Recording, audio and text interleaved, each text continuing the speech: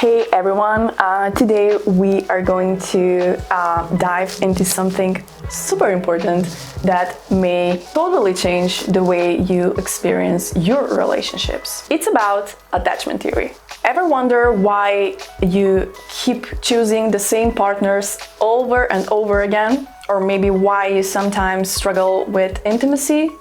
Well, stick around because today we are going to unravel these mysteries together and we are going to help you find your attachment style and your loved one attachment style so that you can just better understand each other's needs, improve your communication, and strengthen your relationship by finding those underlying dynamics that might affect how you connect and interact. Well, attachment theory at its core is all about understanding how we connect with others.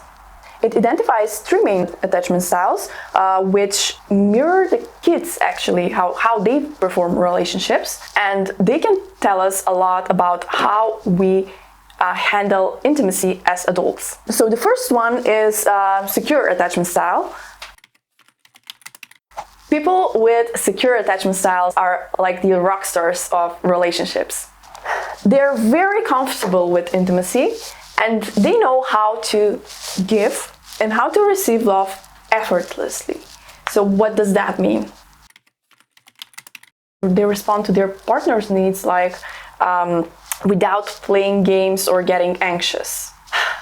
They just get it, and that's not me. But I know nobody is 100% secure.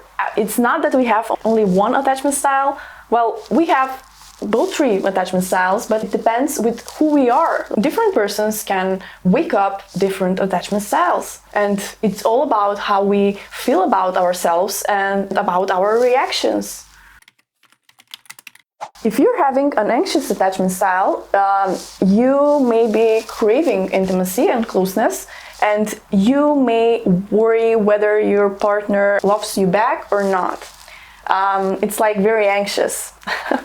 You might find yourself preoccupied with relationships, and people believe me that this is a very big subject and I can talk about anxious and secure and about the third attachment style maybe the whole week. But the thing is, it's a whole process. You need to find your attachment style with trusting the process. You need to work on that.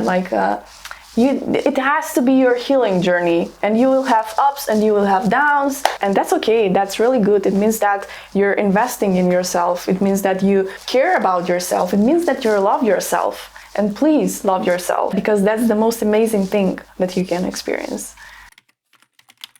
The third one is really interesting because I know that women mostly had this kind of relationship at least once in their lives. You may be dealing with the avoidant attachment style. I want to be clear on this. I think that men used to have this attachment style. Sometimes, some men, not everyone of course, but it's just the way our society works. Men are just not used to be vulnerable and women are. It's about the things that our parents and our society tell us, that being vulnerable is a weakness, and that's not usually true. So the third one is avoidant attachment style. Avoidant attachment style people are just threatened with the concept of intimacy. Why? Because they think that you cannot trust anyone, that if you get too close to someone, they will hurt you, and it's like they build a wall in front of themselves, and they might avoid connections with people even though they are in relationships, but they never truly experience deep connection with their partner, and that's really sad. But the good news is that if you are aware enough, you can change your attachment styles. And you really might want to do this because improving your attachment style can lead to healthier and more fulfilling relationships. It helps you build stronger connections with others, navigate conflicts more effectively, and foster greater emotional resilience and intimacy. Ultimately, these experiences can lead to richer, more satisfying experience in all aspects of your life. You will experience pain again, because we're humans and all of the humans have feelings. You cannot ignore them. You can ignore them, but you can't get away from them. You just have feelings. And if you are an avoidant, you might shut your feelings down with not being vulnerable, and you may notice that, for example, if your head is hurting, you just don't know where does it come from, because you're not really aware of your feelings, and that can bring to many health conditions. So if you don't do it for somebody else, then do it for yourself and your health. And about the anxious attachment style, like I can say that I had an anxious attachment style. That's me. And I also was avoidant, and I also was secure. When I sometimes have an anxious attachment style, it's not just me, it's everybody. Like, we tend to overthink about our relationships, about, let's say, for example, you texted him and he didn't respond back, or he didn't respond very quickly. You might get really anxious, and that's funny, because that's not funny, it's human, but I'm laughing because I had this attachment style, and I am not like that at all now, because I achieved my goal and I changed my attachment style to a better one, like a few levels up. I didn't change it completely, because nobody can change it completely. You cannot just... You can be secure and live alone and in the forest, and you won't have any friends. Like, you may be secure then, but if you're dealing with people, like, you cannot just erase your childhood. You're human, that's who you are, and you should accept that you sometimes get anxious and avoidant, and that's okay. And people with anxious attachment style, they usually don't have understanding for the avoidant.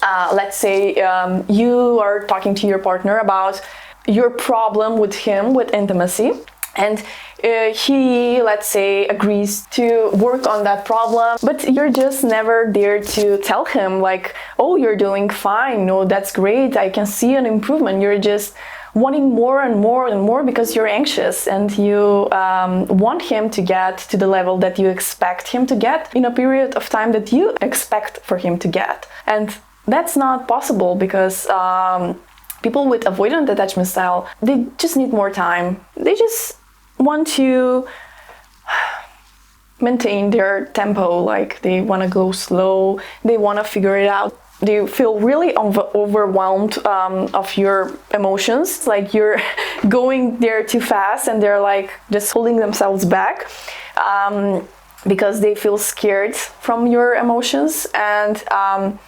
and they usually won't admit that they're scared of your emotions, because like the emotions are too much for them. And that's not just a coincidence. It's about their childhood and what they had to experience in their childhood and how they reacted. Like maybe if they had like a parent who wasn't really emotional with them, they may be avoidant. Like they just dealt with something that happened in their childhood, and this is how they deal with it. It's just not something that we should judge. There are also some human things in the anxious attachment style, and we shouldn't judge people about the things that they do because that's just how they think. But as an adult, I think that if you're aware that you should try to change your attachment style, to go to a more secure one, because you will experience much joy. And if you're avoidant, like being vulnerable is not something that you're familiar with. And if you never experience that, you will never be aware that being vulnerable is like beautiful. I would say that for people that have avoidant attachment style, like they should try to connect with their feelings more with, for example, journaling about their feelings, like bringing their feelings out. But if you're an avoidant, you won't know how to do that. So you might get started with like your body, like what am I feeling in my body like right now? Where do I feel pain, if I feel any? Like right now I'm feeling pain in my stomach, and it's because I have a really upset stomach, and now my stomach is upset about things, and it's just the way my stomach learned how to behave. But I am learning how to change it, because it's really painful. Like, it's really painful. People, to be secure is one of the greatest things that ever happened to me.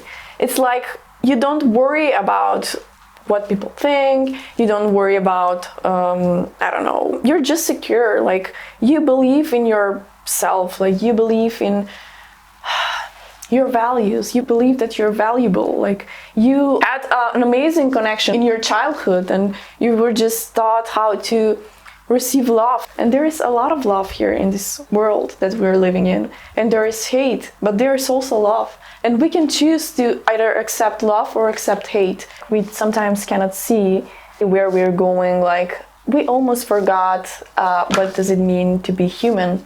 We lost our connection with nature. We lost our connection with ourselves, because we're just preoccupied with everything that happens in life. You can just spend 1 hour or half an hour in nature and just think, just reflect on yourself. Like, just think about where you stand. And if you stand nowhere, then that's fine. But many people can understand this.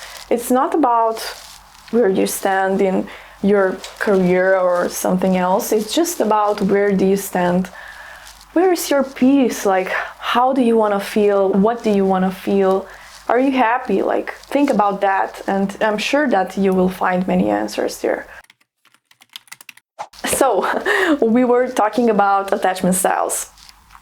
The way that you can change your attachment style to a more secure one is with loving yourself. I know that this sounds like one of those cliche self-help lines, but seriously, if you start valuing yourself more, you will notice that you will start setting clear boundaries, and you will start to attract and choose partners who actually meet your needs. And if you are in a relationship where your needs aren't being met, I encourage you to speak up, communicate your needs, and just don't be afraid to be vulnerable. Because remember, being vulnerable doesn't mean that you're weak. It means that you are actually brave enough to show who you truly are. And if you are anxious like I am, just remember that it is okay to have needs. Everyone does. Surround yourself with people who are willing to learn and grow, just like you are. So let's just cut through the confusion and focus on being authentic. Dive into these attachment styles, understand them, and apply what you learn to improve your relationships. If you find this video helpful, give it a thumbs up so I will know that I'm creating something valuable to you, and that is how I will create more content. Drop a comment below with your thoughts and questions, and maybe try to be more vulnerable. Share your experience with us. I love to hear from you. This is the end of our discussion. See you next time.